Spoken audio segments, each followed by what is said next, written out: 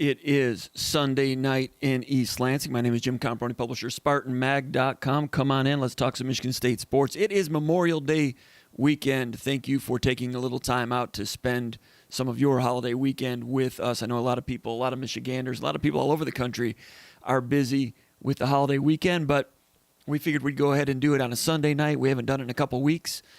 We've had an intermittent schedule this spring for various reasons. We're very happy that you've had some patience with us as we work through that. Expect to be a lot busier in the month of June here, beginning in a couple of days. And as far as the holiday goes, I felt Sunday was better than Monday because I think a lot of people are going to be traveling on Monday, getting back to work a little bit. I'm thinking night is falling on most of the eastern half of the United States right now, so come on in. Maybe some of you guys have a little bit of a sunburn, maybe didn't have enough sunscreen on today. If you're in the state of Michigan, it was sunshiny here in mid-Michigan. About 68 degrees, hardly a cloud in the sky, a little bit breezy, comfortable weather, really nice. Not warm enough to get into a lake. I'm sure some of you may have. I saw some youngsters working with a remote control boat today. They got in the water a little bit. I'm sure they had a good time. I did go over to Drayton McLean Stadium, formerly known as Cobes Field. I think it still might be Cobes Field at McLean Stadium. I'm not sure about that. It probably should be. Anyway, Michigan State baseball wrapped up their season. Disappointing season, 17-27 overall. I guess overall is the same thing as Big Ten. Every game this year was a Big Ten game for Michigan State. They lost 11-3 to Iowa today by the score of 11-3. Iowa with 9 runs in the third inning. I was only there for the 8th and 9th inning. I had some other stuff going on. Was downtown East Lansing a little bit. Had some visitors. Was entertaining last night and today. Half of the people that we were entertaining wanted to go check out the baseball game. We were traveling around campus a little bit, saw the game was going on. Parked. Went over there to see if we could get in and look through the fence a little bit. Because most of the season, you had to look through the fence because you were not allowed in unless you were a family member of a baseball player, but I assume that was all lifted this weekend in concert with some of the new mandates statewide because able to walk right in and watch baseball today. That was pretty fun. It was a pleasant surprise. Even though the score was 11-3 when we got there, it was nice to see pristine playing field at Drayton McLean Stadium. The grass field, superb. Michigan State this year in baseball, not so superb. Mason Erla, real good pitcher. The Ben Scoder kid, who I think's a freshman, had a bunch of strikeouts in a game earlier this year. The Farquhar kid, a freshman, made a dent this year as a freshman. But Michigan State baseball, hoping for better things next year. It was interesting to see senior day and people playing their last game, their last at bats. Even Iowa, neither team is headed to the postseason. Iowa had a curtain call for its reliever. Took him out with 2 strikes to go, brought another guy in, all the hugs and stuff. Different this year because in the Big Ten, there was no Big Ten baseball tournament, sadly, because of COVID. So it was the entire season was made up of conference games for Big Ten baseball. There were no midweek non-conference games. So 17-27, every game a Big Ten game for Michigan State. I think they finished 9th in the Big Ten. Below them was Rutgers, Maryland, Minnesota. So no Big Ten tournament, sadly. There were a lot of great Big Ten, a lot of great college baseball tournaments on this weekend. I don't know if you watched them or not, but the SEC tournament, great stuff. Arkansas beat Tennessee today, but that whole tournament so well done by the SEC network, ESPNU and ESPN Today, ESPN. That, SEC, the way they do college baseball is outstanding. Big 12 tournament going on right now, championship, Oklahoma State, TCU. You guys don't want to hear about that, but I find it pretty fascinating. I love college baseball. I love team baseball, and that's what they play in college. Team baseball. Nobody's playing for arbitration or contracts. It's team baseball. They can bunt, they hit and run. I think it's the best form of baseball right now. I mean, when you get into the fall with major leagues, that stuff is great. But college baseball missed it because at this time last year, of course, everything was locked down due to COVID. College baseball was really the sport that was hit the hardest because if you're a college basketball fan last year, you at least got the entire regular season. You saw Michigan State win a share of a third straight Big Ten basketball championship. no NCAA tournament that year, but at least you saw a lot of college basketball. Saw all of college football. Then last fall, abbreviated college football seasons in most parts of the country, an entire basketball season, although fans were not allowed to attend. But college baseball had been 12 calendar months since you had seen the real thing. If you enjoy college baseball like I do, so it's nice to see some of that stuff. NCAA tournament will begin in a few days. Central Michigan with an automatic bid from the MAC. Nebraska with the automatic bid from the Big Ten. And that's probably all you guys want to hear about college baseball. I wish it were a bigger deal because it's outstanding. They only have about 11 and a half scholarships for the whole team. And you look at the SEC and how great of a product that is, SEC baseball, as a television product, what the SEC network does with that, and they get a pretty decent rating for that, I think, regionally. But the talent that's there, and then you look at the crowds at LSU, Tennessee, some of the other places, the crowds they draw, and to think that they've got a team of 25 players and they have to divide up 11 scholarships. Ron Polk, the old head coach at Mississippi State's been complaining about that for a long time. NCAA underfunds college baseball. Anyway, let's talk some Michigan State football. We've got some questions that we will be addressing over that were posted over at the Underground Bunker message board. The Underground Bunker message board is the church of what's happening now with Michigan State sports. It is the daily narrative on Michigan State football, basketball, and recruiting. If you're a subscriber to SpartanMag.com, you know that. No news to you that the Underground Bunker is the place to be. The message board, the Underground Bunker. I'm there most of the day, trying to jump on there and answer questions, drive some conversation. Don't usually have to drive too much because you guys are driving it pretty good. And I invited Spartan Maggers earlier today to post questions. I think we've got 12 or 13 of them. I skimmed through them a moment ago, and there's some tough ones. There's some thinkers. There's some essay questions in there. And usually if they're that deep, I usually like to get a few minutes to try to think how I want to organize my thoughts on those. But I got to tell you what, I was running late, didn't get a chance to organize my thoughts on a lot of those answers, so we'll do the best we can with those. But James Bannon, appreciate your support with a personal sponsorship. Also Don Strait, I do the air horn, but I'm unable to find that, as a matter of fact. So this is what happens when I rush here and get started without going through rehearsal. Can't find all my bells and whistles, literally. So anyway, you guys, Bannon and Don Strait, appreciate your support of Spartan Mag, Spartan Mag Live, SpartanMag.com over the years, and appreciate your personal sponsorship today. All right, let's get to the questions. Mailbag. Wow, rough start here today, but thanks for bearing with us. We've got, 10 or 11 questions today, and some of them are tough. And I'm looking at them only for the second time here. Okay, this is from Matt from Ravenna, Michigan. And he says, good Memorial Day weekend to all. He says, if name, image, and likeness passes, how do you think it will affect the playing field of college football and basketball? Man, you could write a book on that, trying to anticipate the impact of name, image, and likeness. And it's going to pass in some regard. And it could pass in other states July 1st. And then other states will have to catch up.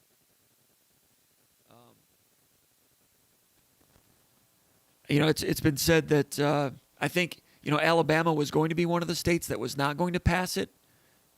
And I heard Neuheisel talking about this the other day. Apparently, Saban got on the horn with some of his friends in the Capitol building in Alabama and made sure that the state of Alabama would be at the forefront of that because he didn't want to lose any traction at all for any recruit with name, image, and likeness. So, I've heard some different things. Alabama's been strong in all categories for a long time. They're on top. They can't get any stronger. So anything that changes the landscape has a chance to, cost Alabama perhaps a little bit of traction just by bringing others up more. You can't get any stronger than Alabama is. So any changes should be met with, I don't want to say trepidation, but they have to be careful how they navigate anything that's new rules, new technology, new anything. And Saban usually handles that stuff extremely well. We all know that. And like all schools, they've got a lot of big money donors. Question is, a program like Alabama, every little nook and cranny corner Waffle House shop, bakery, and mom and pop, and bigger mom and pops, and car dealerships, and bigger. I mean, they'll have that lined up so that every Bama-friendly business in the state is going to sponsor a player, don't you think? Got 85 players on scholarship. Would it be so hard for Alabama or other programs to get all 85 at least a $20,000 a year deal? Could Michigan do it? I would think so. So I heard Dan Wetzel talking about this, a guy that I really respect as a journalist and as an outside-the-box thinker, author. And he was saying that there might be some schools, some dark horse schools that might be stronger in the name, image, and likeness era than you may anticipate. It might be the schools that own a state. A small school could be a big fish in a small pond. And he was talking about, like, Boise State, Nebraska. I mean, Nebraska's been strong in the past for different reasons, but they truly own the entire state. And it's a small state population-wise. It's a small state in terms of the number of football recruits. But Husker football is a huge fish in a small pond. So again, you go to Nebraska, they might say, hey, we've got car dealerships all over the state, and they're willing to put up this money, this money, this money. This will be your sponsorship deal when you get here. You'll have this billboard on the highway. You get that at Michigan State too. But where would Michigan State rank? I mean, across the board, Michigan State football in many aspects ranks, like number 26 in the country, 22 in the country, whether it be attendance or the money or the revenue, all-time wins, all-time winning percentage, all those things. Michigan State's always like around 20, 22, 23, 24. I would guess Michigan State would probably rank around 22, 23, 24 in terms of money available to players for name, image, and likeness if money comes from Billy Bob boosters. Now, the NCAA is going to try to put guardrails on those and say that if you're a booster, you're unable to sponsor players. Yeah, I'm sure they'll try. And I'm sure that if anyone breaks that rule, they'll really, really come down hard on them. And they'll be looking over it with a magnifying glass. And you better hope the FBI doesn't find out. Because if they do, NCAA, they might wait another 5 years before they do nothing. So they'll try to put guardrails on it. I'm not sure what's going to happen. It probably ends up with no guardrails, and Billy Bob boosters can sponsor players. And a lot of people might think that's the best way to do it because it'll all be above the board. And finally, no one's going to be lying or cheating and stealing anymore. I don't know. So you're asking me, how do I think it'll affect the playing field, college football? Man, it's going to have an impact. It's just hard to anticipate what it'll be. USC has been great in the past, trying to climb back up there. It's such a big city, Los Angeles. USC has great, proud alumni base that really major in helping one another. Their experience might be different than UCLA. If you get a place that's such a big city, then you're a medium-sized fish in a big pond. You're still going to the boosters, though, and they'll have their boosters. But the point that Wetzel was making is, could Boise outproduce some of the bigger schools? Could Boise State, could Nebraska outpace? I don't know who you'd outpace because, Penn State, Ohio State. Ohio State's going to be very strong because they own the state, and Columbus is a city of 1 million people. It's a metropolis, pretty much. So Ohio State's going to remain strong in that area. But Wetzel, during his interview on Sirius Satellite, mentioned Michigan State specifically, how Gilbert and Ishbia each donated millions and millions within 2 weeks of one another, as you all know. Now, that was to the football program for facilities and so forth, and the athletic department for facilities.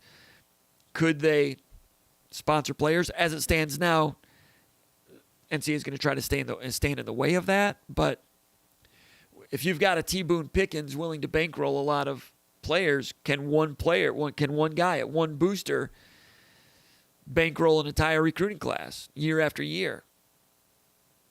I don't know. I don't know where that's all headed. But the playing field of college football and basketball, that's the question you're asking. I don't know. You guys can post over at the Underground Bunker message board what you think. I mean, in terms of a futurist, like a lot of you people are, hey, you guys have as good of a handle on this as I do, and I'm not sure. I'm not sure what's going to happen. I don't begrudge the kids, the players, for commanding that some money. And even if it's not Billy Bob boosters paying them, it might be in programs like this. Like after a football game, all the players are going to go home and start their own, Brian Lewerke Live segment or whatever. And they'll sit there and play video games and talk or whatever. And like you guys are kind enough to sponsor our show here, fans are going to be sponsoring them. And they always say you're worth whatever someone's willing to pay. So, some of those rabid fan bases with big numbers, Michigan, Ohio State, Notre Dame, they just have more fans than Illinois and Purdue. So players that have their gaming, when I say gaming, I mean they might be playing video games after a game and people will be plopping money for them. And then that'll be a recruiting tool. When you're a high school kid and you see, man, Justin Fields, his post game when he plays video games after a game for 2 hours, he's collecting $10,000 every night, every Saturday night or more. I don't know. It's going to be different. It's going to be different. And God bless him. Interestingly, I heard Tom Izzo talking about this week, and he says one of the ironies is he and his coaches and other coaches have been trying to get their players to get off of social media for years now. Get away from Twitter. Don't listen to what people are saying about you on Twitter. Your friends, your enemies, your frenemies, everybody. Don't listen to it. That's what they always tell players. Because players are young people, and they've always had pats on the back their whole life. Then they get their entire lives, and they get to college. They might struggle a little bit, and some of their own fans start coming down on them. And that can really that can rattle you a little bit. So Izzo's always like, man, don't listen to that stuff. Turn your phone off. A couple years ago, when they had the injuries to Nick Ward and Langford late in the season. Langford was earlier in the season, but when Izzo, it wasn't the give me 40 minutes of your life speech like he had the night of the national championship game against Florida in 2000 in Indianapolis. It was he readjusted it to something like give me 2 weeks of your life. Because they were going to try to make a run at a Big Ten title, make sure they were going to get the NCAA tournament. And they turned it around. And that was the year I think they ended up going to the Final Four. But part of that was Izzo collected their phones and said, item number 1, turn off your phones. Item number 2, on down the list. Give me 2 weeks of your life. It started with that.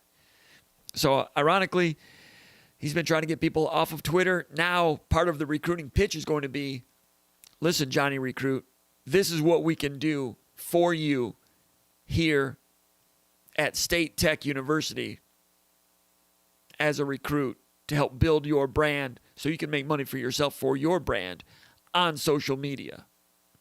So you're going to have to pitch these players on what you can do to them to set up their social media platform. That's going to be part of it. So we'll see. All right.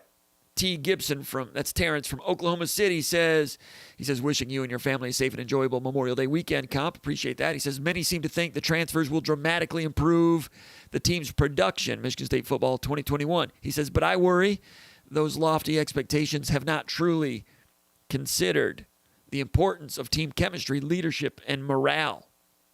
I agree with that. He says, these were the foundations of Coach D'Antonio's most successful teams, and I think it may take time to build that culture for a roster full of new players. What do you think, Comp? I agree 100%. And Mel Tucker would agree with you, too. He knows that is an obstacle, and that's a variable. When you have so many new faces, what do they have, 20 recruits and 25 new, or 20 transfers and 25 recruits, whatever it is? Half the roster is new. And then coming off a COVID year where they were separated off when they were outside of the football building, they were separated all the time. Don't mix with one another. Don't play cards with one another. Don't visit each other's houses or apartments. So they don't know each other as a team. That's the case all over the country too, but Michigan State's bringing in more transfers than anybody else. It's a young team. Michigan State has sent more players to the portal. maybe than any team in the country this year. Alabama always does every year. Michigan always has a lot. But there's a lot of Michigan State players that don't know each other, so you don't have that chemistry. Chemistry a lot of times is built with the recruiting class when they all come in as freshmen. Then they make their friendships within their freshman class. They're going into a brave new world, a new experience together. And those first workouts, the first practices, they compare notes. They're roommates for preseason camp or in the summer. Then school starts. They're living in Case Hall, Holden Hall, wherever they live. They're living together. They go through it together. And that bond of those 25 recruits, there might be 3 or 4 that move on after the first year, then a few more after the second year. But those that remain, those in their recruiting class, they form a bond. And you get 4 or 5 different classes. And then they move up and they become the leaders and so forth. Well, now a lot of those recruiting classes have been decimated, and you have transfer classes, people coming in the 3rd or 4th year trying to improve the talent of the roster. But those bonds are not existing. They don't exist. And Mel Tucker says every time they get a chance here during the offseason, weight training, film room, whatever it is, every time they get together, they're going to work on building bonds because they know that that's an inherent, unavoidable shortcoming for this group right now. So if Michigan State's going to have a successful 2021 football season, it is going to have to be, in spite of those obstacles, it'll be a case of overcoming those obstacles. They are obstacles. That is an obstacle. Lack of familiarity, lack of cohesion, lack of chemistry because they just don't know each other yet in comparison to other teams. Now, some of those teams have also had some problems because they were all separated throughout the season too. Less so, I think, in the South last fall. But if Michigan State gets it done and has a pretty good season this year, that's going to be a key component of it. And how you navigate that, I'm not sure. I've never seen it. I've never covered a team that has that problem. I think at Kansas State in the past, when Snyder was there, they had teams that were full of junior college transfers every year. So it was a similar undertaking. And I asked Scotty Hazelton about that during one of the Zoom press conferences. And he'd only been in Kansas State for a year or two, and I'm not sure they were as deep into junior college recruiting as they were previously in the Snyder year. So he couldn't really speak to that. And he kind of answered, it was a 2-part question, and he didn't really answer that part of the question. So I'm not sure if he knows. He doesn't have, I thought that he might be one person that would have firsthand experience of dealing with something like that, but didn't really get an answer. And I'm not sure that he really had that experience with that version of Kansas State, the junior college version of it. But like I said, I've not seen this done. I don't, there's no, history repeats itself and everything, including sports. The landscape, the frame of reference does not include anything like what Michigan State has right now. They have improved their talent base individually. Collectively, we'll have to wait and see what's going on with the cohesion there.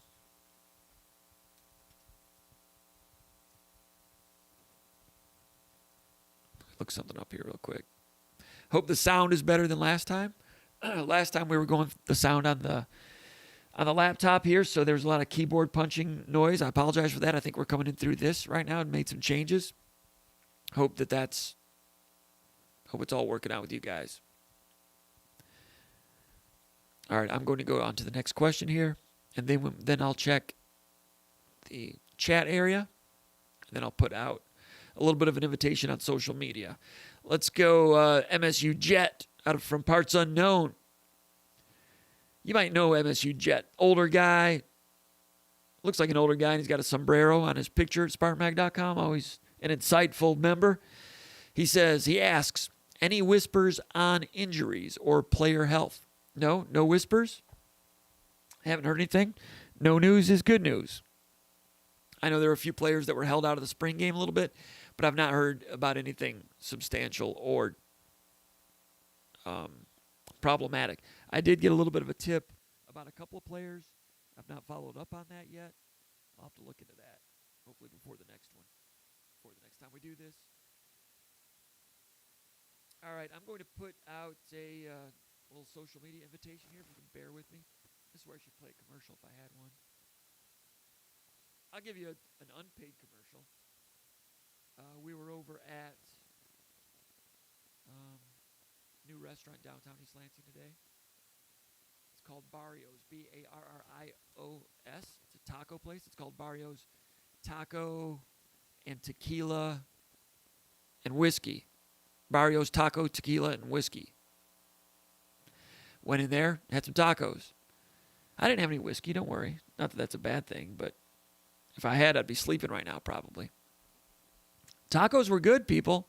I'm not going to lie to you. You go in there, you fill it, you give it a sheet of paper, you fill out what you want, you give it to the lady, the girl, she goes back, you got it quickly. It's a quick operation, no dishes, so it's a basket situation. And the drinks, they do a margar. What is it? Not a margarita, Margar Maria? No, it was a Bloody Maria, not a Bloody Mary, a Bloody Maria, where they used tequila instead of vodka. The person I was with said that was pretty good. But the tacos were good. Different variations. Quick. It's cool. It's the ambiance is pretty cool. It's all like black and white, like skeletons type of thing, with like a high ceiling. And the music today was classic rock. Some of you may not like that. I thought it was pretty good. I was curious as to whether, like on a Friday night during the school year, as it gets 9 o'clock, 10 o'clock, 11 o'clock, that music I'm sure will change. But it was good. I got to say, hey, my friends over at Ellis Teco, we were there the night before, and they're still running strong. It was up on the rooftop over there. It got a little chilly, but it was good. So those two places, in the same genre, kind of, but they can both do well individually. Glad to have them both doing their thing in East Lansing. So that's my unpaid commercial. Downtown East Lansing had a little bit of a wait, so that was good. Had to wait to get into a restaurant. A lot of foot traffic picking up. Went to what's it called the Rally House? Is that the place where they sell Michigan State stuff?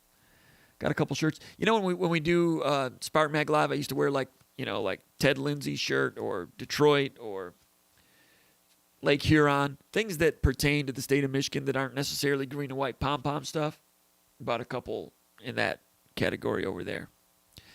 All right, before I do the social media shout out, actually, let me go ahead and do that now. Appreciate everybody's patience on this. Let me see if I can find. I had one all set, ready to go. I think I might have. There we go. That should work.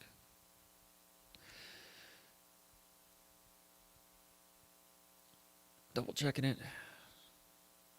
All right. Yeah, got it rolling. Appreciate everybody's patience with that. Let's go to question number 3 from CJ in South Philadelphia, born and raised. He says, we are a few days away from visitors returning to Michigan State. Have we heard any rumblings about the staff, what the staff has in store for these kids and recruits between the June camps and unofficial and official visits? What they have in store, I tell you what, Tucker and his staff have been waiting for this day. They've been waiting for a chance to play host to recruits, official visits and unofficial visits. And they'll be rolling out the red carpet. The director of on-campus recruiting, Lisa Benchame, she's got a chance to really begin to work her magic. She's excited. She's a high-energy gal. And they'll be ready to roll. I mean, I've not heard any specifics about what they're going to do. I can say that drove over by Breslin Center today, drove through the parking lot. Just curious to see if Izzo was over there. And there were a couple of golf carts outside his office. So they're getting the golf carts revved up. The big golf cart limousines, the triple-deckers. They will have an official visit this week also. Trey Holloman, guard from Minnesota. He's a two-sport athlete. He'll be coming in for an official visit. Interestingly, official visits for this week, you've got, out-of-state guys. Because in-state, is Van Summerens official this week? He could probably do it. He's an in-state guy. But for the most part, like Jalen Lewis from Brownsville, Tennessee, and Shannon Blair, a corner from Knoxville, those guys are done with school. School's over in Tennessee. So they can start their official visits now. Michiganders can't really be taking official visits right now. I say that, but Van Summeren is supposed to have his this weekend, and he's still in school. Interesting that he wants to get his started that quickly. But as far as visits this weekend, it's going to start on June 1st. And Holloman's coming in, I think, June 2nd. June 1st is a Wednesday, I think. June 1st, first day that the NCAA is allowing on-campus visitors for unofficial visits.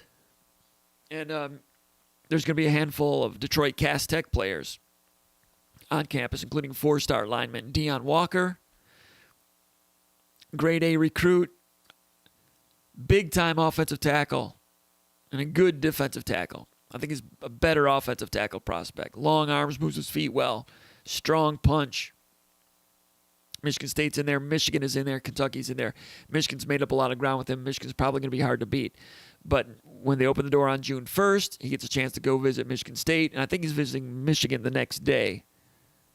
That group is. And I'm sure they've all heard how great, a lot of them have heard how great Michigan is, but they'll be able to see for themselves. And they'll be able to meet Mel Tucker face-to-face. And meeting Mel Tucker face-to-face and Jim Harbaugh face-to-face right now, edge Mel Tucker. I know Jim Harbaugh coached in a Super Bowl once and all that stuff, but the guy, you know what he is. I mean, he's barely hanging on to his job. His staff changes all the time.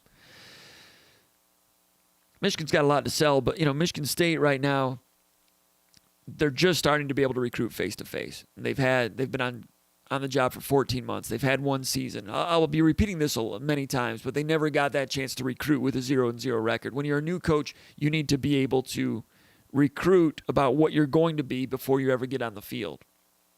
So 2022, they're still recruiting like they did last year.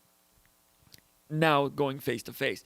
I think Mel Tucker's recruitment can be judged by the 2023 class. That'll be the first full cycle that they'll be able to totally get their boat in the water. And at that time, they will have had a couple of seasons. And we'll have to wait and see what it looks like in the fall.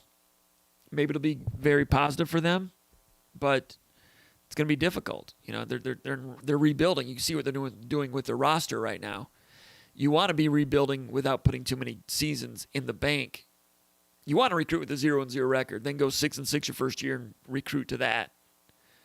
They've not had a chance to do that, but they're going to try to make up for it with energy and personalities. They've got a lot of that. So June 1st, interestingly, like Shannon Blair, who's coming in for an official visit this weekend, the corner from Knoxville, Tennessee, 6 feet, 175. He's a 3-star, ranked number 35 player in Tennessee. He's coming to Michigan State for an official visit next weekend, the weekend of June 4th. Well, on June 1st, he will be at a camp at the University of Tennessee. The University of Tennessee they're having a camp day one, middle of the week, June 1st. That's what he said. I've not heard that from other outlets, but that's what he said.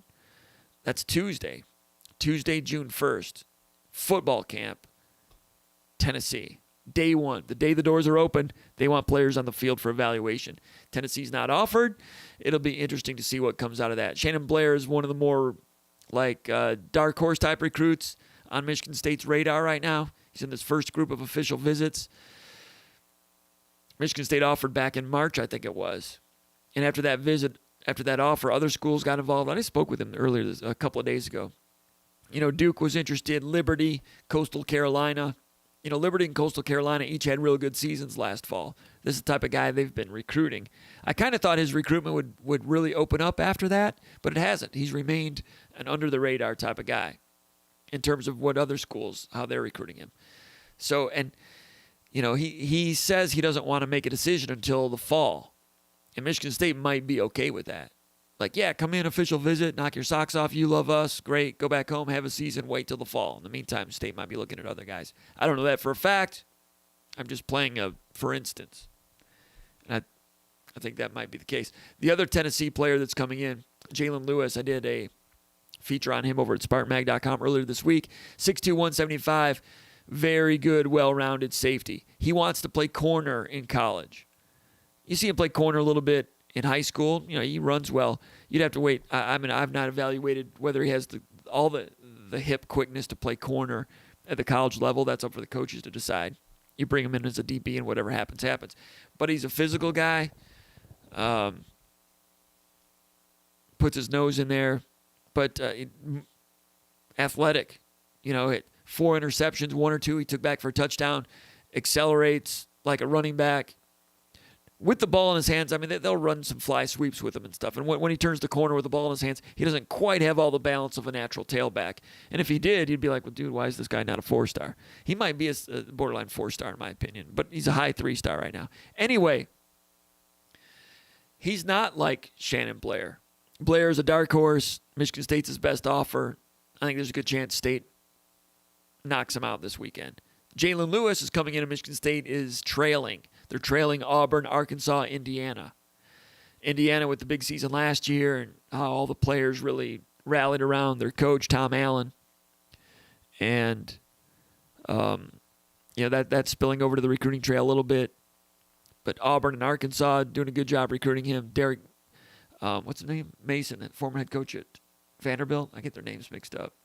I get all these coaches' names mixed up. Former coach at Vanderbilt. Anyway, he's defensive coordinator at Auburn, recruiting him and doing a good job with him over there. He says, this guy, Jalen Lewis, says the assistant coach at Arkansas is the guy that he's closest with among all the assistants. So Michigan State's batting first.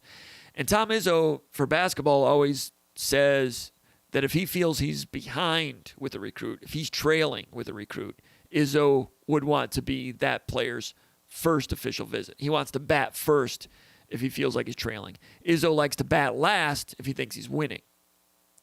Michigan State right now is trailing for Jalen Lewis, and I think he's a big time recruit worth having. Michigan State's recruiting pretty well at the safety position overall, so it's not like an all or nothing thing for this guy. But Michigan State's batting first with Lewis, and they need to have a knockout visit. I think Michigan State's going to have a knockout visit ready for these guys. You got to remember also, these recruits are going to do these official visits. They've not even they've taken very, very few, if any, unofficial visits because of the shutdown for the last 16 months. The first trip to a new campus, to any campus, for a lot of these players is going to be an official visit.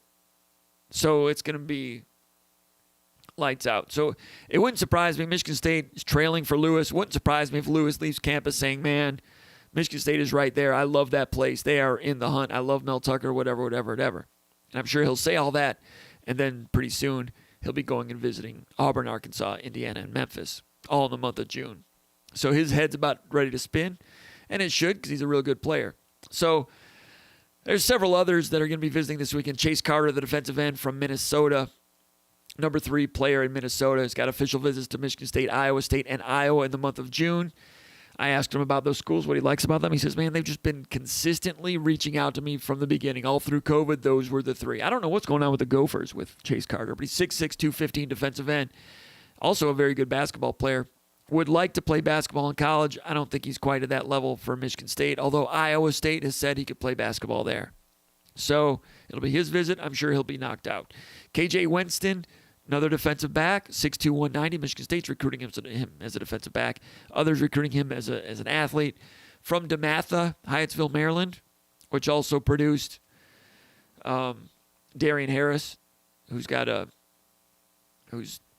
I can't remember what his official title is at Michigan State, but he's heavily involved, so you know that Darian's going to be bringing him under his wing. Ron Burton, area of the country, although Harlan Barnett and the defensive backs coaches are the primary recruits there. Number 16 player in Maryland. He's visiting Michigan State this weekend, then Penn State the weekend after that, then Maryland the week after that, then Notre Dame June 25th. So you're talking about some heavyweight visits for KJ Winston. Michigan State's excited about him, 6'2", 190. But then, you're talking about a guy from D.C. Penn State and Maryland really butt heads on the recruiting trail in that part of the country. Penn State has owned a lot of Maryland recently. Maryland's trying to get back in there with Loxley and stake their claim. So this is a recruiting tangle. Michigan State batting first for him, then Notre Dame.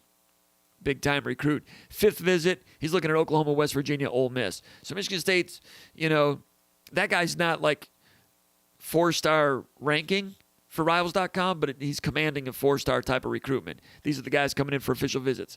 Chase Carter from Minnesota, KJ Winston from DeMatha, Shannon Blair from Knoxville. At quarterback, you've got Nico Marchiol. I've heard that L is silent, but I don't know for sure. But he's committed right now to Florida State. And with Florida State getting a commitment from A.J. Duffy, this is Marchiol right here. This is via collegerecruitingcoach.com. They do a good job with highlights. This is Marchiol in the state title game. They ended up losing this game. I think both of these teams, one of them is Chandler High, the other one is Chandler Hamilton. And I think they were each top 15 teams in the country. Arizona high school football is really taking off. And this quarterback committed to Florida State. Then Florida State got a commitment from A.J. Duffy. You may remember A.J. Duffy is a kid that Michigan State was recruiting. He took an unofficial visit to Michigan State during the weekend of the Green-White game. A.J. Duffy committed to Michigan State. This guy was already committed to Florida State. I'm sorry, A.J. Duffy committed to Florida State. This player was already committed to Florida State. So he kind of reopened his recruitment. Now, that 81, I don't think that's Michael Masunas. Michael Masunas is the tight end from Hamilton that Michigan State is recruiting. I don't think 81 is him. I think Masunas is 83, and I'm not sure he shows up in this one. Anyway, Marchiol, when he committed to Florida State, the Florida State people compared him a little bit to Tim Tebow. Now he's a lefty, but I mean, you don't want to compare people to Tebow. You're talking about a great leader and a Heisman Trophy winner, but he's physical, good runner. In this state title game, he rushed for about 90 yards or so. I think he threw a couple of interceptions in this game also, but the level of competition was outstanding. Got a lot of talent. He's a gamer.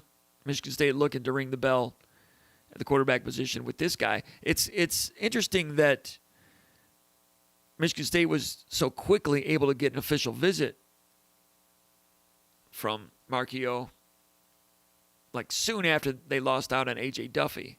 Michigan State's in on some other quarterbacks also. But that's one thing that's been interesting about Michigan State and the quarterback recruiting is they act quickly. Think back to when Michigan State hit the transfer portal during the winter for Anthony Russo out of Temple. I mean, it was soon after the regular season ended, and it was soon after Russo entered the portal. Michigan State was on it, inside track, and got a commitment before most of us knew what was going on.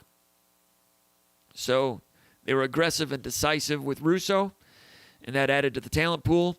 And then when Marchiol, after Duffy committed to Florida State, Michigan State got right in with Marchiol. And they'll be playing host to him for an official visit this weekend. You've got also a tight end, Jack Nickel, coming in this weekend from Milton, Georgia. Tight end, 6'4", 230, ranked the number 52 player in Georgia. He's a high 3-star recruit. And, tight end recruiting has been a little bit tricky for Michigan State over the last 15 months. They've been in on some guys, but they've had trouble finishing. Will Piegler is a big part of the recruitment with Jack Nickel. Now, Gilmore is the tight ends coach, but Piegler has got Georgia roots. Piegler, a very energetic and enthusiastic recruiter. Piegler recruiting the running back position, helping with this tight end recruitment. And they're kind of double teaming him, and maybe that'll help Michigan State get a little bit going at the tight end position. Nickel, he's got visits to Virginia Tech June 11th, Cal, Berkeley, June 25th. Virginia Tech's going to be tough to beat. Paul Konerdijk had a good story an insightful story on Jack Nickel at SpartanMag.com a couple days ago, pointing out that Nickel's high school teammate, Devin Farrell, has committed to Virginia Tech. So Nickel, the tight end, his quarterback's going to Virginia Tech. So Vatech could be hard to beat, but Michigan State's batting first. Braden Miller, the offensive lineman from Colorado, Centennial, Colorado, Eagle Crest High School. Important visit this weekend for him. 6'7", 290, number 4 player in Colorado. Michigan State knew him back when the staff was at Boulder recruiting for the Buffaloes. They maintained contact with him in that relationship. His brother plays at Stanford. I got to say, I've not looked at Braden Miller's film closely yet, but 6'2", 290, Michigan State's made him a priority. He's visiting Michigan State June 4th, Kansas State June 18th. Again, 6'7", 290, big offensive tackle, an important one. And also very important, Alex Van Summeren out of Essexville Garber, 4-star defensive tackle, number 4 player in Michigan, number 172 in the country, 6'2", 300, formerly committed to Michigan State, is Van Sumeren.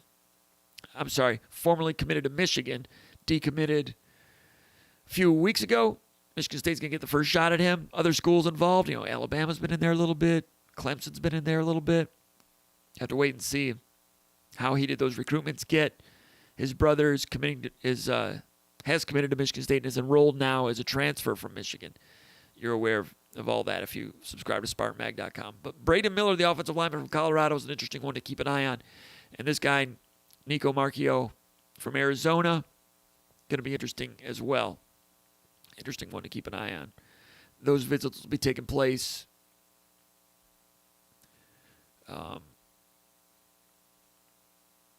Friday through Sunday next week, and there's going to be some unofficial visits through the course of the week also. So that's kind of a long answer to your question about what's going on with the visits coming up. You also asked, talking about CJ from South Philadelphia, he says, were you surprised that all of Tucker's transfers made it to campus on schedule, minus the minor hiccup with Tank Brown's transcripts? Surprised? Yeah, I'd say so. I'd heard that there was a little bit of a concern with one of the incoming defensive backs, but that was all straightened out. Russo, Walker, Horst, Jordan, and Kendall Brooks were all here for spring practice. Then Chester Kimbrough, the corner from Florida, Kari Crump, the corner from Arizona, Marquis Lowry, defensive back from Louisville, Christian Fitzpatrick, wide receiver from Louisville, Harold Joyner, the running back from Auburn, Van Sumeren, the linebacker from Michigan, Tank Brown from Minnesota, Malik Carr, the wide receiver from Purdue. Some people say he's a wide receiver, tight end. I'll have to wait and see on that one. And then Quavaris Couch, the linebacker from Tennessee. And then the late one, Ronald Williams, the DB from Alabama. Yeah, they all got in. They're all going to have an impact. They need all of them. They're excited about all of them. Was I surprised? Maybe a little bit. I kind of expected maybe one to have a little bit of a transcript problem. Tank Brown, they were just waiting on those transcripts. Everything's all clear there. So good for Michigan State. They said that they did their due diligence on it and really closely evaluated and backgrounded all those guys. Was it like 4 or 5 of those guys were 4-star recruits? So there's talent there, individual talent. We'll wait and see what it looks like from a collective standpoint. All right, let's go over here to the comments section and see what kind of comments we're getting over there. Happy Memorial Day weekend from Matthew Johnson. Brad Fashenko checking in from Austin, Texas. Old Tuck, the bell cow, checking in from Austin, Texas. So 2 of the top 3 coming in from Austin. They're keeping Austin weird. We're proud of those guys. Rob South says, what's up, fellas? And Terrence from Oklahoma City, he's here. Happy Memorial Day weekend. So that's your starting 5. You got Terrence running the point. You got Old Tuck in the middle. Rob South, your shooting guard. Fashenko is your stretch 4. And Matthew Johnson lining up from a wing guard. That's your starting 5. Appreciate those guys checking in. Old Tuck says, I run the middle of the floor like DeJuan Wiley. Come on, Old Tuck. You can't run the floor like Deuce. But Old Tuck anticipating my comment about being in the starting 5. Cameron Trigg says, how's our chances with Jalen Washington and Kijani Wright? Kijani Wright, top 20 type player from the West Coast, California. I think I put this on the board a few days ago. I'm hearing, USC and Michigan State, each with a solid chance in there. Kijani Wright, and I've posted this before also, interestingly, he recruited Michigan State. Michigan State doesn't branch out a whole lot for top 20 kids nationally. A lot of times there's a lot of,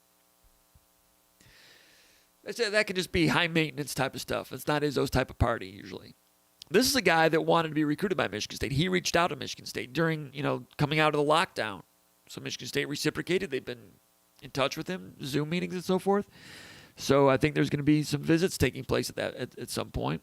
So that in some ways that recruitment is just getting started. In other ways, the initial impressions are positive. You're talking about a guy ranked that high that wants Michigan State to recruit him.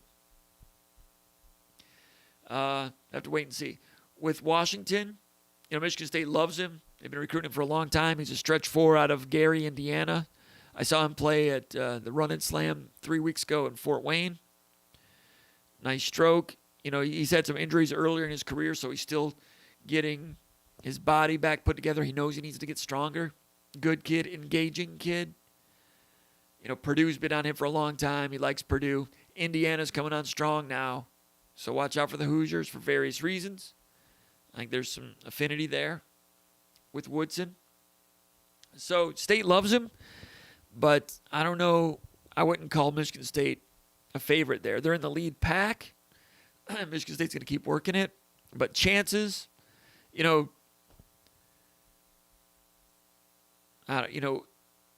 it's when you have more than one school involved, it's hard to have chances above 50%. And there's more than one school involved with Washington. I think Michigan State's chances are below 50%. And Wright, probably below 50% also. Just a West Coast guy. USC is there. There'll be other schools. But if I say anything's above 50%, then that would mean that I'm leaning toward thinking Michigan State's the favorite. I don't think that's the case with either one of them. But those guys are 2022 basketball recruits. Oltuck says, when does the big back from Auburn show up at Case Hall? That's Harold Joyner. I think he's on campus, right? I think he's here.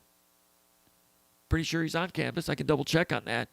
I do know that Michigan State likes Kenneth Walker, the transfer from Wake Forest. They like Elijah Collins, the comeback he's made after rushing for more than 900 yards as a redshirt freshman. Last year struggled coming out of COVID. Had a good spring. They like him. They like Jordan Simmons. They think Harold Joyner's got a chance to win that job. And if he does, they will feel very good about their running back situation. If he's able to come in and win that job, they'll feel really good about it. And the nature of football today, they might not have room for everybody. And the nature of football today, you have to anticipate some transfers. That's just the way things are. If he comes in and is as good as they hope he is. But they don't know. They've not seen him yet. They've seen him on film. They know him. They know he's got great size and speed. He's got to show he's got some toughness. He needs to show he can run through some contact. I mean, it's coming from Auburn. I was listening to McElroy. Greg McElroy, the former Alabama quarterback, has got a show every morning on Sirius Satellite. He was saying, I think it was McElroy, it might have been him, might have been his partner, was saying that they anticipate Auburn having the best group of running backs in the SEC this year, which is quite a statement. If you have the best group of running backs in the SEC, better than Georgia, better than Alabama, that's what they're saying. I'm not real clear on who their talented guys are at Auburn. I'm sure there's some. But anyway, that's what the talent level is. That's the perception of the talent level at Auburn right now. So if Joyner is number 3 in that group, it's not a bad thing. I mean, Justin Fields once upon a time was number 2 quarterback at Georgia. Jake Fromm was number 1. A lot of people think that Kirby Smart and those guys got that wrong. Should have had it flipped. Anyway, on one hand, Joyner is somewhat, I don't want to say he's a cast-off from Auburn, but he was not a number 1 guy there. He wants to go somewhere and be the man. Well, if you want somebody to come from a program with talent, Auburn is the program you want to pick from. So we'll have to wait and see on him. Ben Maurice asked about visit updates. I just went through a few right there. The camps begin on June 6th, next weekend. Keep an eye on a quarterback named Ryan Brown. He was talked about on the Underground Bunker message board a few days ago. Quarterback, he's originally from Clarkston, went to Brother Rice for a year or two, then he went down to Sarasota Riverview for a year because of the lockout. He thought there'd be no high school football in Michigan last year. Went down to Florida. This year he's at Venice, Florida, Michigan State with 2 players. Well, 1 now from Venice, Florida. So Ryan Brown becoming a camp, and on the down low, a lot of the people around the Southeast, he's impressed some people. So I'll be curious to see what he does in terms of camps. I don't know if he's coming up with Elliott Washington or not, but Elliott Washington is a corner from Venice, Florida, and I think he's going to be at Michigan State's camp on June 6th. Some of the others on that camp, I don't know if they're Trevor Locke from Indianapolis, Ron Colley, he's going to be camping at Michigan State. I'm not sure if he's going to do it on June 6th or not. But over at SpartanMag.com, we will be keeping you abreast of the other visits that will be lining up and taking place. There's going to be a lot of them. It's going to be key, especially for the 2023s. All right, let's get back to the mailbag. Don Strait. I can't find the horn.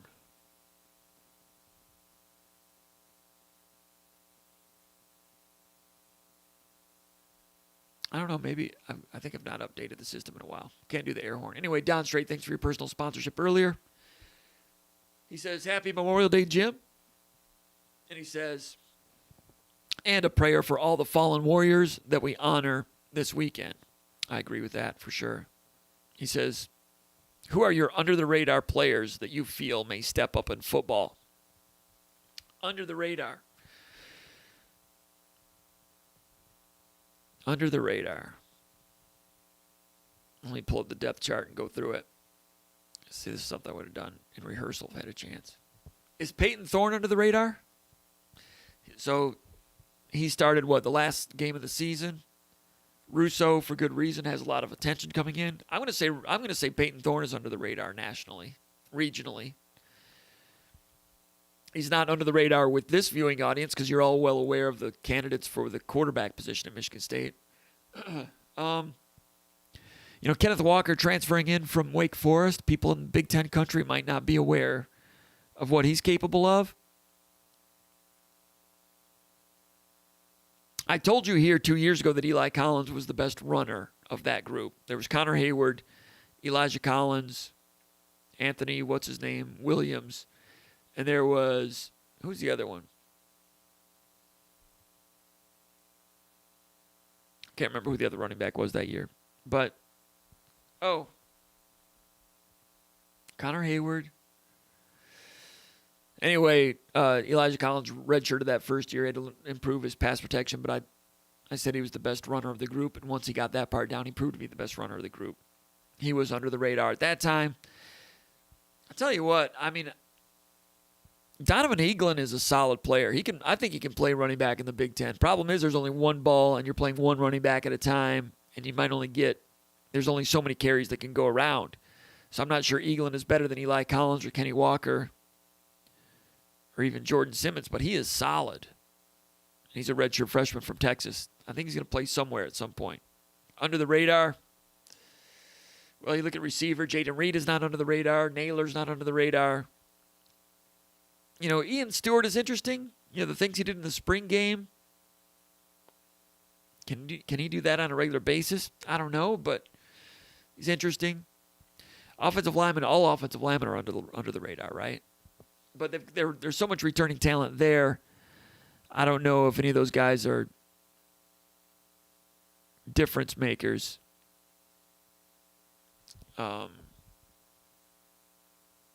Because everybody's aware of all of them. Would you consider Jarrett Horst under the radar?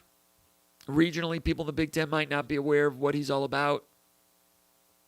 But I thought he showed in the green-white game that he can play offensive tackle in the Big Ten. He was going against Beasley, doing a solid job. So I think Horst is right there.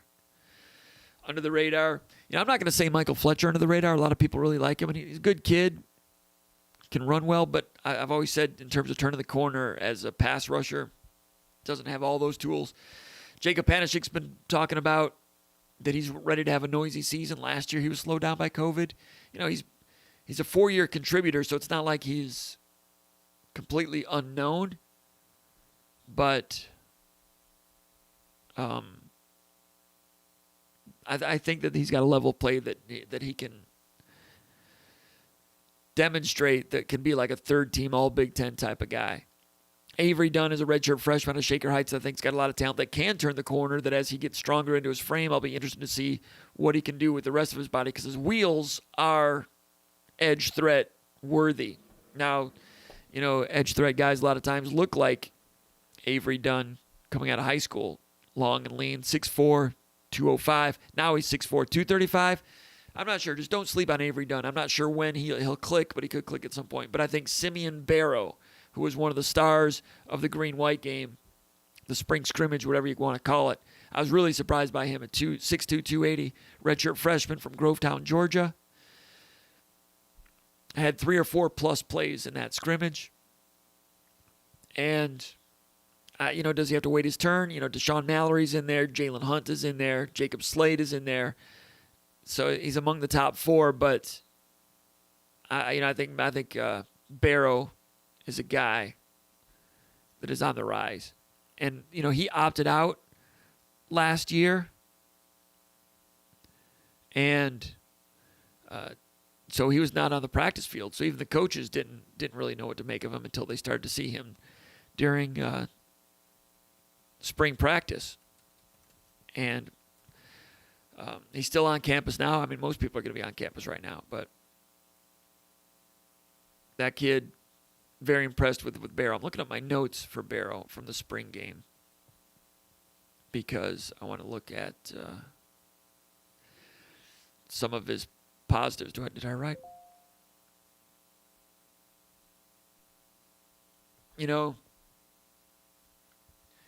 think he had 3 pass breakups. He had 3 quarterback hurries, I'm sorry. There was one time he was part of a stunt, and he turned the corner, accelerated, flushed the quarterback. There's an Peyton Thorne incompletion. Got rid of it because Simeon Barrow had a pass rush on him. That was the 3rd play of the game, of the scrimmage.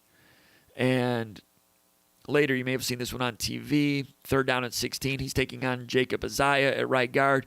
Head up, bull rush, disengaged, flushed the quarterback, put his hand up, claiming that he got a sack. But the quarterback was allowed to scramble for a 4-yard gain. Thorne was the quarterback at that point. So I think that Barrow could have gotten a sack on that play, but he really controlled Isaiah on that play going against the second-string offensive line. All right, later, again against the second-string offensive line, with Noah Kim was the quarterback. On this play, it was 1st and 10, 29-yard line. Jordan Simmons, gain of 3 yards.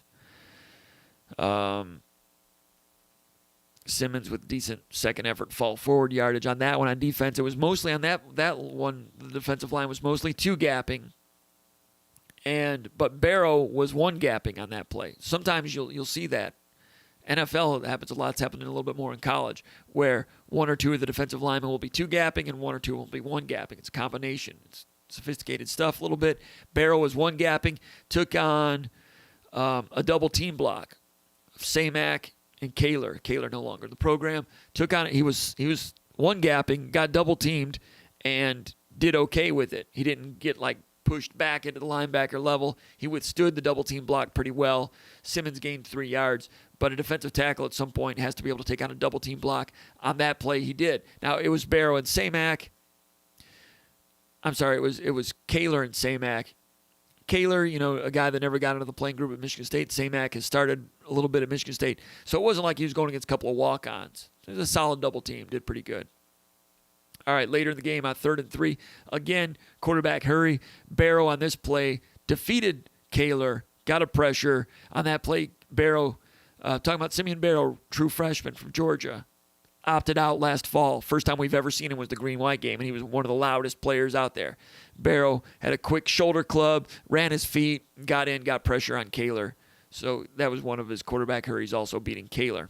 So if somebody's making plays, that's interesting. Secondly, you want to see, okay, who did he defeat to make that play? So that was a little bit of a sampling of what Kaler did to answer Don Straight's question about under-the-radar players.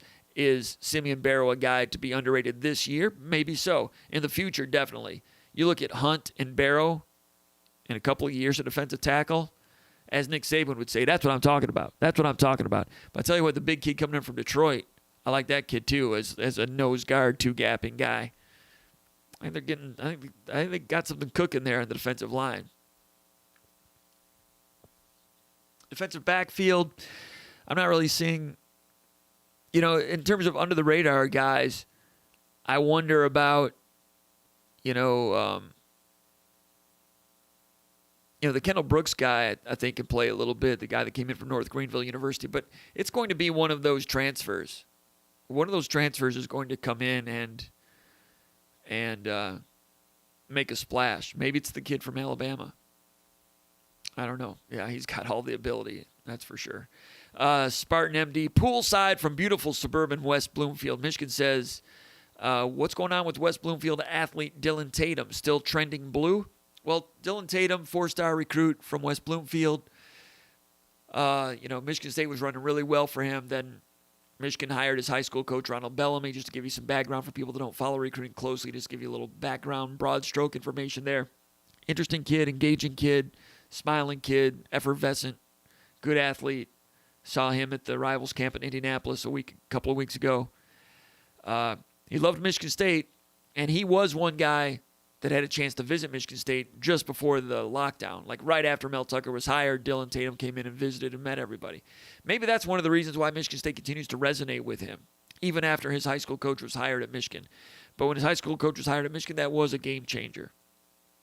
The Dylan Tatum camp is very secretive. I mean, they got a plan, but they don't share their cards with too many people. He does like Michigan State. I don't doubt that for a minute. But, there was some talk that once Michigan hired Clayton Scales to be defensive backs coach, there were some reports that hurt Michigan. I don't know if that hurt Michigan as much as it paused Michigan because he wanted to meet him and find out what he was all about. I don't think it's going to hurt him. And Clayton Scales is a great recruiter. I'm sure Clayton Scales was able to woo him and is going to be able to. So, in my opinion, it's still trending to Michigan. Going to Michigan State, I'll believe it when I see it. Is he giving Michigan State full attention and respect? Yes. Can that be misconstrued as Michigan State being a leader? Possibly with some. And I'll believe it when I see it. I'm still thinking Michigan there. But there's something, they've got opinions that the Dylan Tatum and his father, who was also at the Rivals camp, they've got opinions on schools, but they're not going to be sharing them with reporters. They will share with reporters that they like coaches. They're impressed with coaches. They want to see this program, that program. And I give them credit for doing interviews. I think it's great. But I'm still thinking Michigan there until I see otherwise. We'll see. Let's back here in the mailbag. Sparty from Pawleys Island, South Carolina. He says, Happy Memorial Day to you and Spartans everywhere. Just curious if you have any further insight into reasons why Imani Bates decommitted, and where do you think he finally ends up? I think he's going to end up playing professionally somehow, somewhere. I know that he's listening to colleges now, including Texas and some others. It's possible, especially with name, image, and likeness, that he could pick college and still get paid professionally. I always thought that would be the name, image, and likeness would have to be passed in order for him to go to Michigan State. But in terms of what happened with Michigan State, I've heard that he and his dad have talked to Izzo lately and kind of smoothed things over and said they didn't mean any disrespect against Michigan State. And Izzo's like, oh, none taken. Good luck to you, no problem. But I think for what each camp and what each party is looking for, what Michigan State needs from a freshman, from a player who's going to be a one and done, and what they want from a program, I'm not sure those two things were going to mesh all that well. And I wrote about that after he made his decision. I'm not going to go into that deeply here, but I'm just not sure that the maintenance was going to be what each side was looking for, especially with Izzo having 3 new freshmen coming in, long-term players, impressionable freshmen, and the way things he was going to want, the way he is going to want to reestablish things this year in Izzo brass tacks fashion. Just not sure a circus would have been a productive part of it. That's just my editorialized opinion on it, and possibly an opinion shared by others. All right. Spartan6674 from Parts Unknown says, Comp, if you could pick one thing, what would be the number one factor that will lead to Tucker's success at Michigan State? One factor? I'll give you 3 factors. Recruiting. All right, I know. I'm one guy that always says, hey, man, recruiting stars, whatever. Give me some 3 stars with a lot of heart. And if you do a good job evaluating them and then a good job with player development, you can do what Mark D'Antonio did. All right, I think he can do that. I think that still is the case at Michigan State. How will they be with evaluation and player development? That remains to be seen. If they start to win, then you could see Mel Tucker recruit at a higher level. Now, D'Antonio started to recruit at a higher level, but then the program started getting some slippage. Sometimes when you recruit real well, you lose your culture a little bit. Barry Alvarez ran into that in like years 6 or 7 or 8 at Wisconsin. It's happened before. So, but Tucker's not worried about that. I mean, he's got some hard line to him. He's got some Saban hard line to him. So he's going to want to go out and recruit at a high level. And if he starts to win, he has a type of energy and a dynamic personality that, I think they could recruit well in Georgia and Florida and some places like that. That could help the overall talent level on the roster be something, in terms of incoming talent, be something that we haven't seen around here in a while. So the recruiting is always important, and it was important when D'Antonio was here. But like I said, it was different with D'Antonio. Their recruitment was player selection, evaluation, player development from there, culture, and all those things. Tucker wants to get all those things also, but the recruiting is a little different flavor, and it's more widespread initially from the get-go. Michigan State goes out now, and they offer scholarships to players from Georgia and Arizona and California, like right away, like right as soon as they've evaluated the film.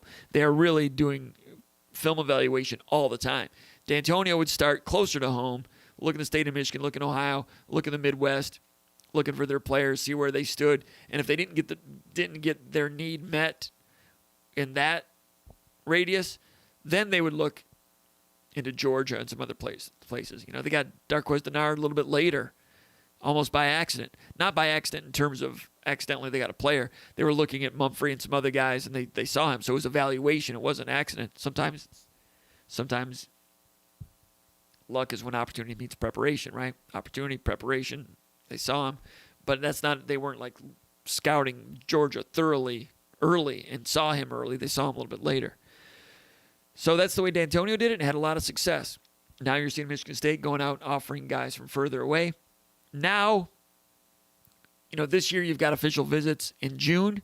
That was a rule that went into place 3 or 4 years ago, maybe 5 years ago in the NCAA, when they started allowing June official visits, which was seen as a big win for programs in the Midwest and in the North. Because for years you'd only get official visits in December. Well, they changed it because now recruits are making decisions so much earlier. They wanted to give recruits a chance to make official visits before their senior year. The Southern schools didn't want that to happen. They didn't want Southern recruits to go up north and visit Northern schools in the summer. Well, that's happening now. Could not happen last year because of COVID. It's happening now. Michigan State's ready. We'll see what happens.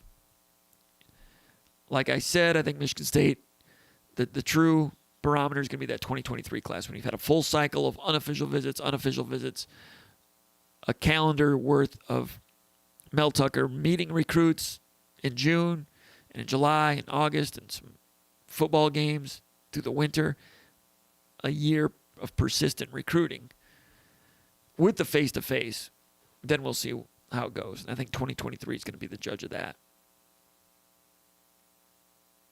Jay Bannon from Sterling Heights, he gave us a personal sponsorship earlier. We appreciate that. He says, I know you did somewhat of a deep dive on the offensive line during the spring green-white game. All right, where do you think they stand in relation to last year's offensive line? Well, so many of the players are back that you have to assume they're all a year bigger and stronger. Duplain, Arcuri, Matt Allen is back. I was kind of thinking he was done. I was thinking that last year was a disappointment. Samac had surpassed him. But the injury, he played hurt in game number 1 against Rutgers, did not come back on the field. He looked okay in the green game, spring game, and he repped ahead of Samac on that day, which was interesting. So either way, I think Michigan State's going to be better at center. I think Jarrett Horst is going to give them a better second offensive tackle if they stay healthy. I think that moves Jarvis into guard eventually, although Jarvis played tackle in the spring game. Jarvis was just okay last year as an offensive tackle. I didn't think he was better than Jordan Reed last year. So Horst, I think, can be he can be better than Jarvis at tackle. I thought Jordan Reed was underrated. A lot of people gave him a lot of guff. I thought he was solid, headed toward having a good last couple of years, but he retired. So everybody else is coming back, should be better. Everybody's been in that system a whole year. Everybody's been in the strength program for a whole year, whereas this time last year they were at home doing their own weight room programs. So last year offensive line was a disappointment. They all said it was. It's got to be better. I would fully expect it to be better. Is it going to be outstanding? I kind of doubt it.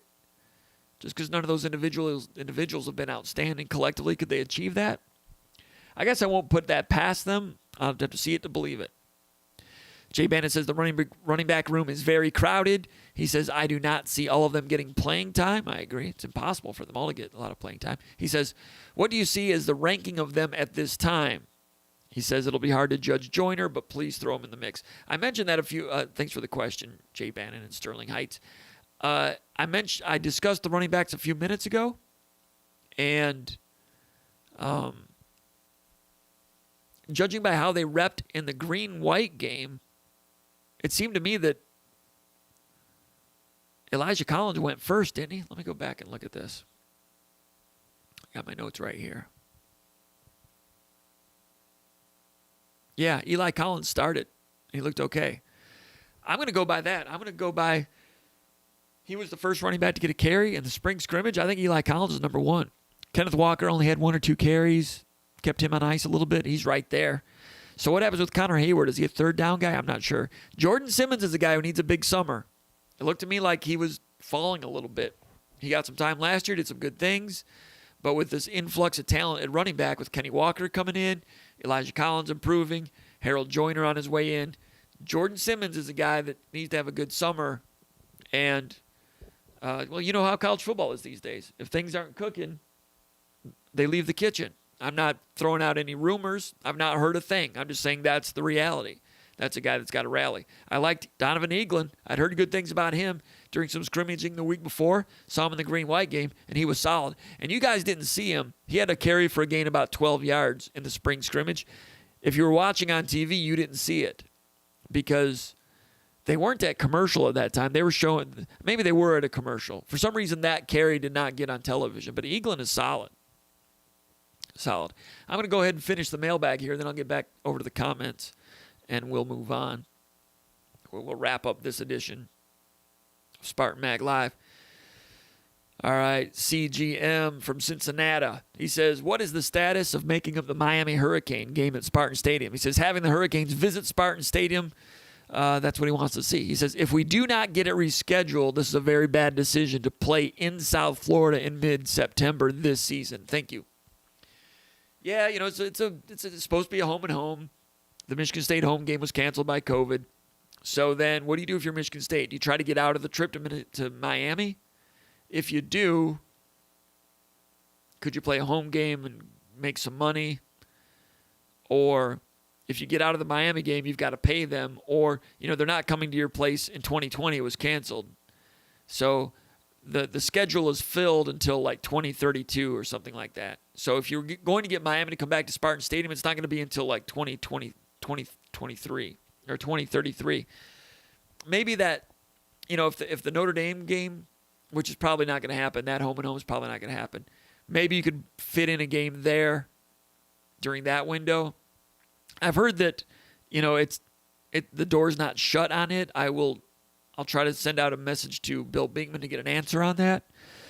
And he's good about answering questions. As a matter of fact, I asked him this weekend about turf at Spartan Stadium because I'd heard some rumors about artificial turf at Spartan Stadium. And I sent him an email, and I just said, if I could lobby for a moment, I don't like it. I like grass. I'm a grass man. Grass. I went into some other things, but anyway, long story short, I like the grass, right? And he said he agrees. He loves grass. It's part of the whole land grant mosaic. He says artificial turf would make so many things easier financially and so forth, but he's a grass man too, which I was happy to hear. Anyway, I'll ask him about the Miami contract and whether the door is shut on that one, and I'll get back to you on that one in the future. But yeah, so they're playing there this year. I hear what you're saying. If they only play one and done and they play at Miami, that's a tough deal. But Miami, so financially, is Miami going to pay Michigan State, you know, the going rate of $1 million or whatever to visit, or do they just table it and Michigan State gets it back at a later date? That's a difficult contract because if you table that money now, Michigan State still has to make the visit, and they won't get the trip back until later. Because usually when it's a home and home, the money just washes. But now you don't have a home and home because it was canceled last year. Do you pay them now and then you wait 15 years later to get the return trip so that then you pay them and you get the home game? I'm not sure. Again, usually you schedule these home and homes in groups of two, and it balances out the schedule. When you lose one and you knock one horn off, when do you get that back? It's kind of unprecedented. In those contracts, they do have an out in the contract for an act of God, like an actual hurricane or some weather situation that might cancel a game. There are outs in those contracts. I'm not sure there's ever a pandemic out as part of the contract, but that would be under the act of God clause. I don't think it's worded that way, but it's kind of assumed that way. So the question was whether Michigan State, because they didn't play Miami last year, do they just cancel that weekend, that second weekend game of the year this year down there and call it an even wash? That was considered, but Michigan State's going to go down there and play anyway. It's going to be difficult. Miami's going to be good. They've got like 19 starters back and almost all of their production on offense and defense. It's going to be 100 degrees there. De'Aaron King is a dynamic quarterback coming back from a knee injury, but all systems are go with him right now. And they've hit the portal, I think, for a pass rusher. It's going to be a very difficult game. Michigan State's going to have a really, really, really hard time winning that game. I'm not expecting Michigan State to win that game. So, yeah, going down there and presumably getting a loss. I don't want to be like defeatist talks. I know that bugs a lot of you people. I'm just not expecting Michigan State to win that game. So you're saying if they play that game and don't get the return trip from the Hurricanes, that's, as you say, a very bad decision. It could put a dent in next year's schedule, no question about it. So do they get it back later? It won't be for a long time. And you might want Michigan State to play Miami in addition to playing Washington in the same year. Well, that's not going to happen. Smart scheduling is playing one power conference, non-conference opponent per year. You don't play two like USC does. Now, I think Clemson is doing it. They're playing Georgia, and they also play South Carolina. But they're Clemson. They're in the ACC. They destroy their own conference. They're in the ACC, and they don't have to play themselves. So the ACC is cake to them. So that's one program that is riding a tidal wave of momentum, Clemson. So they're just adding to it by, going ahead and playing Georgia. They could probably go play someone in Texas or something if they wanted to increase their scope even further. And then they're not worried about losing a lot of games. They're not going to lose to South Carolina. So South Carolina is their annual non-conference opponent. So they're already playing in the ACC, which is weak. And then they play South Carolina. I mean, if any program in the country it was advantageous to play a second Power 5 non-conference team, it's Clemson, and they're doing it. Michigan State's not Clemson. Michigan State does not have an annual non-conference game against a team that they dominate like Clemson dominates South Carolina. So Clemson's doing it. They got a different situation. USC is doing it, and it might not be a very smart thing to do. Because they're playing Notre Dame and they're playing USC, right? Or who are they playing?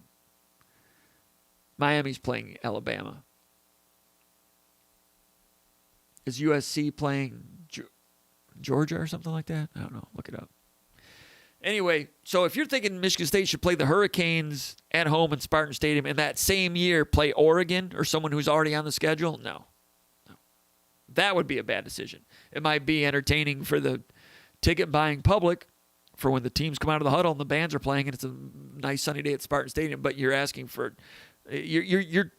your team to do something that Clemson can handle, but that would not be a smart tack for Michigan State right now. Last question of the day from MSU Spartan 777. He says, who do you think starts the most games at quarterback this year for Michigan State? And which wide receiver will have the most catches? Starts the most games at quarterback? Man, you got Thorne and Russo. I thought Thorne looked pretty good in the spring scrimmage, but when I went back over the numbers, Russo's numbers were actually a little bit better. Thorne is a cool customer, getting better at a steady clip. Russo is a guy with a lot of experience, strength, energy, enthusiasm. ambition, came here to be the starter, came here and saw that Peyton Thorne is good, came here and saw that he's got a lot of work to do, he being Anthony Russo, has a lot of work to do to win that job. And he says he's going to spend all summer working on his game, working on his film, because he did not come here to be second string, and he knows it's a possibility it could happen. So I think the version of Anthony Russo that Michigan State gets in the fall could be a pretty good version of Anthony Russo. Do I think he's going to start the most games? That is, I mean, I'll be asked that some version of that question all summer. Last summer I was asked who I thought would start, and I said I thought that Rocky Lombardi would begin the year as the starter if it had been D'Antonio, but the previous staff thought that Peyton Thorne was better long-term, and that proved itself to be true last year also with the new staff. I think Thorne is capable of being a good, solid winning quarterback in the Big Ten. I'll say that. So if Russo beats him out, Michigan State will have that and then some. But either way, I think Michigan State has a winning quarterback. They've got winning talent at the quarterback position. Now they've got to get the offensive line together. They got to get the defense last year struggled. Back seven, all kinds of new faces. You can have a winning quarterback, but if the rest of the outfit is not quite there yet, that's not guaranteeing you're going to go 8-4 or 7-5. I mean, John Elway was a winning quarterback, right? Never had a winning season at Stanford. At least never had a bowl game. Never had a bowl team. All right, let's go over here. Cameron Trigg says MSU baseball has some solid freshmen. Old Tug says, I thought maybe he has some academics to tidy up in that summer session. Can't remember who we were talking about there. Maybe Harold Joyner. Angelo Gross, Harold Joyner enthusiast, says that he is here. Cameron Trigg says, do you think Izzo will add another transfer? I think that they've got the scholarship room for it. They've not closed the door on the idea, but it's my understanding they're ready to stand pat with what they have right now. A lot of people wondering about big men and so forth, but 5 big men is enough right now. I think they could possibly use another wing if one was out there. So I'm never say never, but I'm not seeing any hints of that as of now. Jason R. says, do you feel like the summer transfers will be able to learn the playbook enough to have meaningful reps? They better, because they're being expected to. I mean, every one of those transfers is being expected to compete for playing time. That's why they came in. That's why they singled out those players as the ones they wanted to bring in to compete. Don Strait says, hit the thumbs up when you check in, folks. Thanks, Don. Yeah, the thumbs up are good. Subscribe to this site. Give us a thumbs up. All that stuff really helps get the word out about SpartanMag.com. Old Tug says, I see Izzo and Mel were out at Crowley's birthday party. Why weren't you there? That's a good question, man. Crowley invited me out there. Couldn't make it. What was I? Might have been coaching that day. Maybe next time.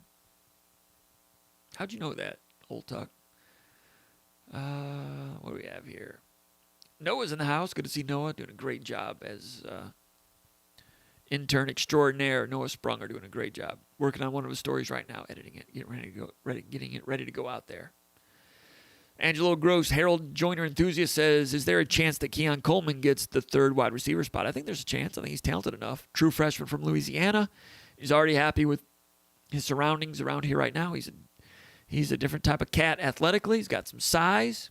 They brought in some big receivers. Malik Carr, Fitzpatrick's a bigger receiver. They kind of need that role.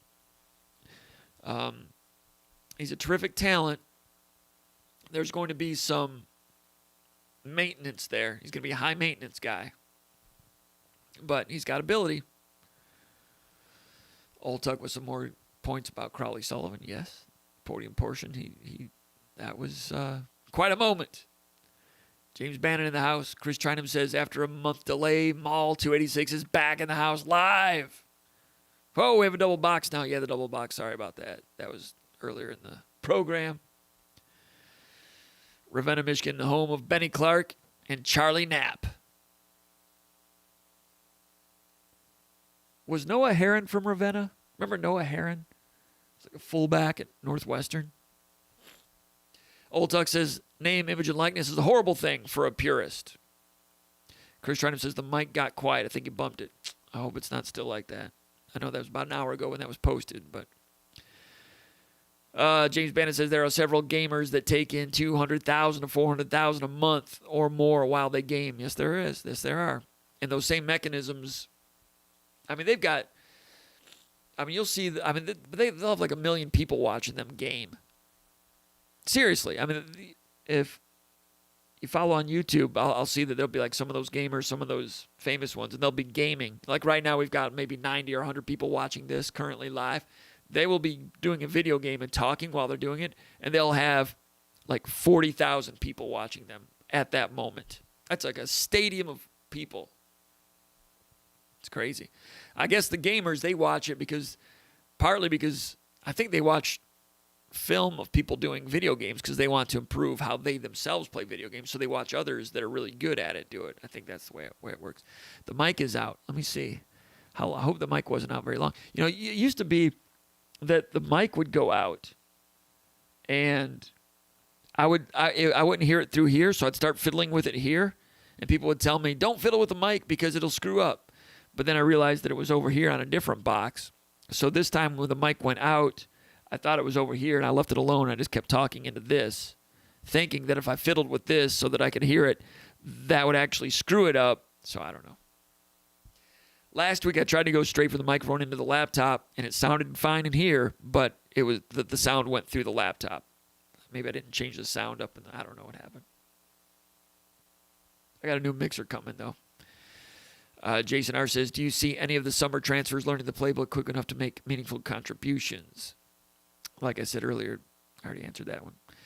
Chris Trinum says, Tennessee is the only team that I can think that has had as much attrition as Michigan State. Mike got worse again. Audio. Mike keeps cutting out. It's back now. Sorry about that. That's why I need to remember to look at the comments live. I mean, I get behind on them, but I need to do that so I can clue in when my mic is out.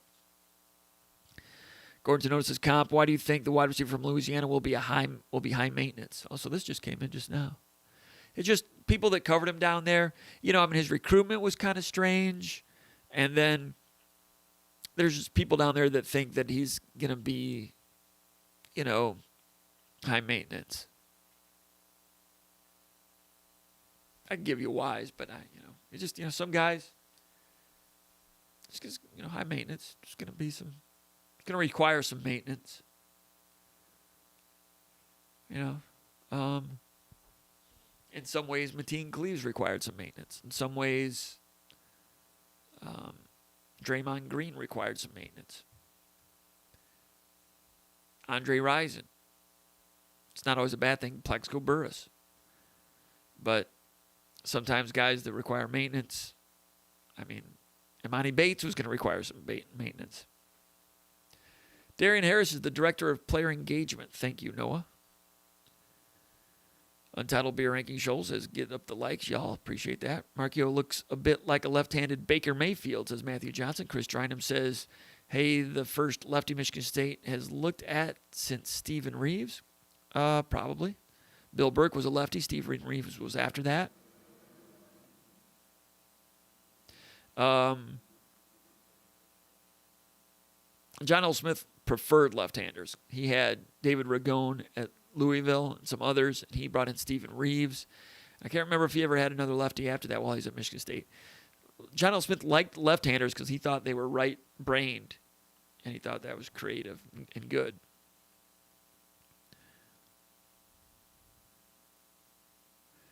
Noah says, reminds him of Kellen Moore. Good comparison, says Matthew Johnson. James Bannon says, remember that Markio's high school coach is Mike Zadebski, former Walled Lake Western coach. Yeah, that probably, and also the director of player engagement. Did Darian Harris coach at Walled Lake Western for a little bit? I think he might have. So the communication lines are pretty solid there. MSU 210 Champ says, wins and losses, rundown of schedule for quick 3 minutes. I'll save that for later in the summer. Evans Channel says, Noah, that's his player comparison on 247, Kellen Moore. Tank Bigsby is no joke. Jesse Adams says, Jesse from Mount Pleasant says, do you think Crouch and Harvey will be the starters this year? Yeah, I think so. I think Crouch is a tremendous physical specimen. Experienced linebacker, done it, Tennessee, solid. Noah Harvey, solid in a lot of ways last year. You would expect him to build on that. And they're looking to him to be a little bit of a leader. But even though they're looking to him to be a leader, and he's been asked to do some interviews here and there, that doesn't guarantee anything. I mean, this time last year, they had Matt Allen doing interviews, and Rocky Lombardi, Dominique Long. Did I say Matt Allen? Elijah Collins. And by the midway point of the season, none of those guys were playing. So just because you're touted with being a potential leader early on doesn't mean that you're guaranteed to have that. But right now, Noah Harvey has it. He says, second question, do you think the offense will be more effective if Peyton wins the quarterback battle because he's more athletic and adds a running threat? Thanks for doing a good job. Appreciate your nice comments. Russo has some athleticism also. Thorne's pretty good in that area. I suspect Russo might be a little more durable just because he's a bigger, more mature guy. I'm not saying that Thorne has ever, to my knowledge, has never had a problem with bumps and bruises, but might be a little quicker with the acceleration. But I don't think that Russo, you're saying that Thorne adds a running threat. I don't think the opposite is true. I don't think that Russo fails to add a running threat. I think he can run a little bit also. I think Thorne might run a little bit better, though. Jesse Adams says, do you also see Xavier Henderson having his best year so far this season? Yes, I'd say Henderson at safety has to be a leader. Good, solid, strong player. I think he's reacted well to the new strength and conditioning program. Not only, well, didn't have it last summer, but through the course of last fall, made himself bigger and stronger, and I look forward to seeing what he looks like this season. Doors fan says Noah Herron was a Madawan. That's right. You're right. My bad. Noah says, under the radar, Lockett or Fitzpatrick. Okay, he's going to a younger wide receiver. It's a good call on that one. And that's going to wrap it up. I appreciate everybody for joining the festivities. I wish we had some lovely parting gifts for everybody, but we do not. But stay by your mobile devices and your laptops at YouTube and at SpartanMag.com, and you'll find out the next time we have one of these little reunions that we call Spartan Mag Live. Appreciate everybody for the questions. Appreciate Bannon and Don Strait for the personal sponsorships tonight and all the support we get across the SpartanMag.com news organization and platform. Thanks to Noah Sprunger. Thanks to Paul Konerdijk and a cast of thousands at SpartanMag.com. My name is Jim Comparoni, publisher, SpartanMag.com. Go check us out over there. Till next time, have a happy Memorial Day weekend, and if you're watching this later in the week, have a great beginning to the month of June here in the year 2021, and also go check us out every day, on the hour, every hour, SpartanMag.com.